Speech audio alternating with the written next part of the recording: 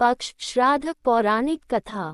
श्री कृष्ण भगवान ने कहा है कि आत्मा कभी मरती नहीं, ये बस एक शरीर से दूसरे शरीर में बदलती है।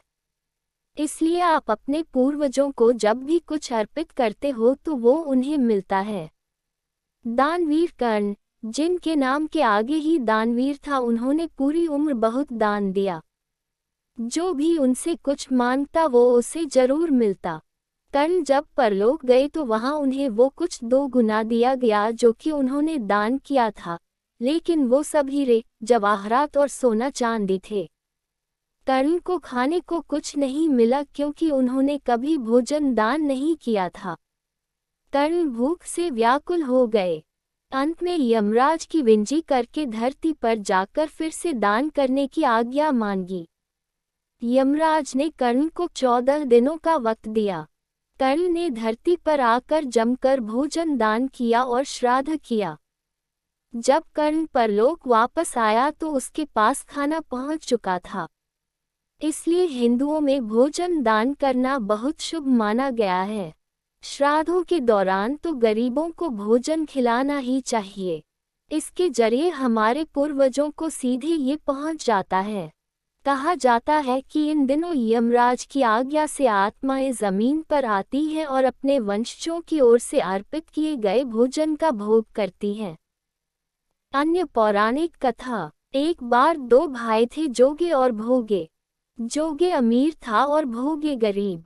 एक बार श्राद्ध का वक्त था तो अमीर भाई की पत्नी ने उससे श्राद्ध करने को कहा, लेकिन वो इसे व्यर्थ की बात मानकर टालता रहा। ऐसा करने पर अमीर भाई की पत्नी ने सोचा, अगर श्राद्ध नहीं किया तो लोग बातें बनाएंगे, इसके लिए ऐसा करती हूँ कि अपने मायके वालों को दावत पर बुलाकर अपनी शान दिखाऊंगी। वहीं अमीर भाई की पत्नी ने श्राद्ध पर मदद करने के लिए गरीब भाई भोगे की पत्नी को बुला लिया। श्राद्ध का दिन आया तो भोगे की पत्नी पूरा दिन काम पर लगी रही। पूर्वजों के लिए खाना बनाया, लेकिन जैसे ही उनके पूर्वज खाने आए तो क्या देखा कि वहां पर तो अमीर भाई के ससुराल वाले खा रहे हैं।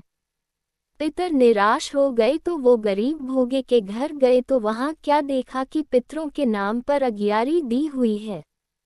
पितरों ने उसकी राख चाटी और भूखे ही चले गए। सबने आपस में बात की और कहा कि अगर भोगे अमीर होता तो उन्हें भूखा नहीं रहना पड़ता। पितरों को उस पर दया आई और उन्होंने कहा कि भोगे के घर धन आ जाए। शाम हो गई। गरीब भोगे के बच्चे खाना मांगने लगे, लेकिन उनके घर में कुछ नहीं था। भोगे की पत्नी ने बच्चों को टालने के लिए झूठ ही कह दिया कि बाहर हौदी के नीचे खान को है, खा लो। बच्चे जब वहां गए तो देखा कि हौदी मोहरों से भरी हुई है। दौड़े दौड़े बच्चे मां के पास पहुंचे और सारी बात बताई। भोगे भी अब धनी हो गया।